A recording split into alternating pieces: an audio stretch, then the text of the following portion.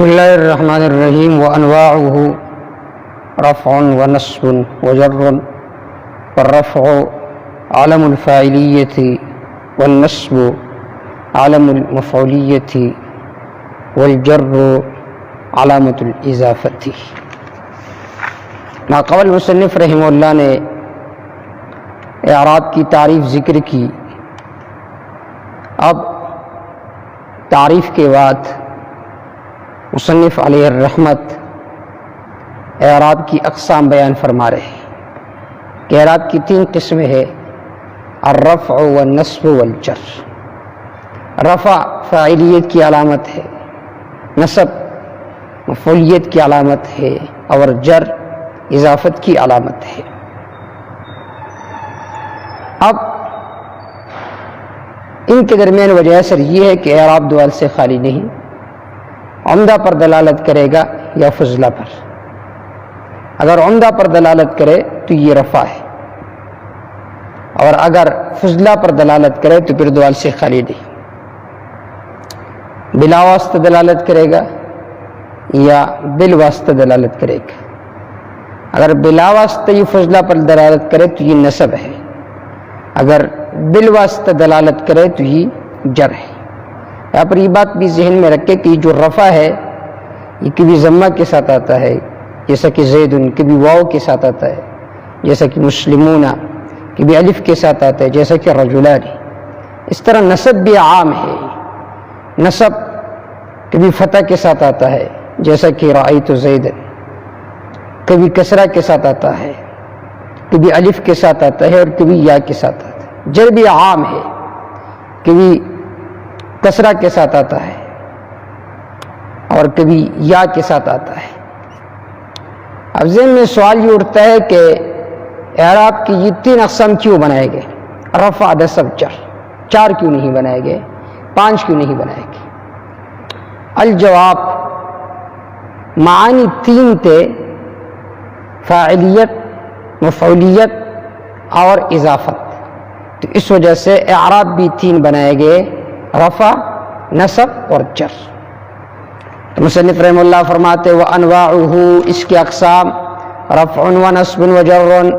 اعراب کے اقسام: ایک ہے رفع، دوسرا ہے نصب، تیسرا ہے جر. فالرفع علم الفاعلیہ. فالرفع میں فا تفسیریہ ہے. اب اس کی تفسیر بیان فرما رہے ہیں. رفع فاعلیت کی علامت ہے، رفع فاعلیت کی علامت ہے. فالرفع علم الفاعلیہ. عالم جو ہے یہ کئی معنوں پر آتا ہے. عالم بمعنی نام کی بھی آتا ہے. عالم، تیرا علم کیا ہے؟ نام. علم بمعنی علامت کی بھی آتا ہے، اور علم بمعنی جھنڈے کی بھی آتا ہے، اور علم پہاڑ کی چوٹی کو بھی کہا جاتا ہے. یہاں پر علم سے کیا مراد ہے؟ تو جواب یہ ہے کہ یہاں پر علم سے علامت مراد ہے. فالرفع علم الفاعلیہ. پس رفع فاعلیت کی علامت ہے جیسا کہ جانی زیدت. والنصب علم المفعولیہ. نصب مفعولیت کی علامت ہے جیسا کہ رأیت زیدن. والجر علم الاضافہ. اور جر اضافت کی علامت ہے جیسا کہ غلام زیدن یا مررت بزیدن. اب سوال یہ ہے کہ فاعلیت کے علامت کے لیے رفع ہے، مفعولیت کی علامت کے لیے نصب ہے، اور اضافت کے علامت کے لیے جر ہے. ان کو یہ نام کیوں دیے گے؟ ان کو یہ نام کیوں دیے گے؟ الجواب، رفع کا معنی ہے بلند ہونا. رفع کا معنی ہے بلند ہونا. چونکہ رفع کی ادائیگی کے وقت نیچے والا ہونٹ بلند ہوتا ہے، اس وجہ سے اسے رفع کہا جاتا ہے. یا بعض حضرات نے کہا کہ رفع کا معنی بلند ہونا، چونکہ یہ اپنے اخوین پر بلند ہوتا ہے، یعنی نصب اور جر پر بلند ہوتا ہے، عمدہ ہے، اس وجہ سے اس کو رفع کہا جاتا ہے. دوسرا لفظ ہے نصب. نصب کا معنی ہے جمانا، کڑا کرنا. نصب کی ادائیگی کے وقت دونوں ہونٹ اپنے جگہ جمع ہوتے ہیں، اس وجہ سے اسے نصب کہا جاتا ہے. تیسرا لفظ ہے جر. جر کا معنی ہے کھینچنا، چونکہ ادائیگی کے وقت نیچے والا ہونٹ نیچے کی طرف کھینچ جاتا ہے، اس وجہ سے اسے جر کہا جاتا ہے. یا بعض حضرات نے کہا اس کو جر اس لیے کہتے ہیں کہ یہ فعل اور شبہ فعل کو اپنی مدخول کی طرف کھینچ لیتا ہے، اس وجہ سے اسے جر کہا جاتا ہے۔ ایک اور بات بطور فائدہ کہ یہ سمجھیے کہ رفع نصب جر، رفع نصب جر یہ مختص معرب کے ساتھ، ضمہ فتح کسرہ یہ مختص ہے مبنی کے ساتھ۔ یہاں پر رفع نصب جر ہے اور بیان بھی معرب کی ہو رہی ہے، تو یہ معرب کے ساتھ خاص ہے۔ پھر انشاءاللہ کل ہم عامل کی تعریف بیان کریں گے اور پھر اس کے اقسام انشاءاللہ تعالی ذکر کریں گے۔ دوسرا سبق ہے علم النحو کا۔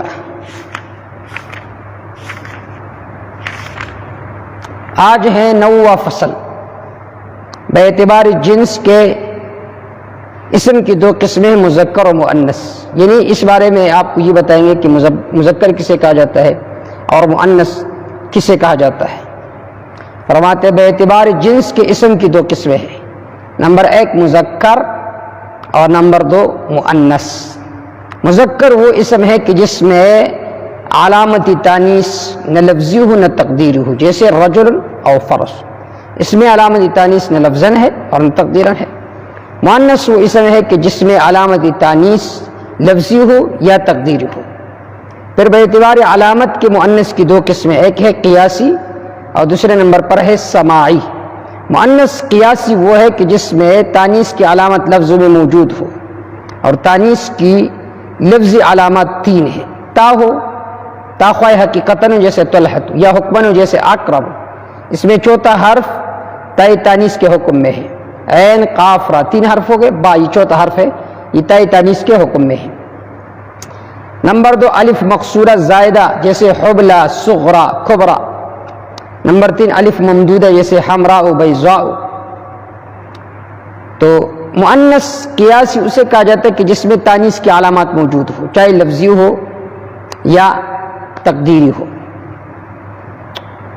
اسے مؤنث قیاسی کہا جاتا ہے جس میں تانیث کی علامات لفظوں میں موجود ہو، اور تانیث کی 3 علامات آپ کے سامنے ذکر ہوگی۔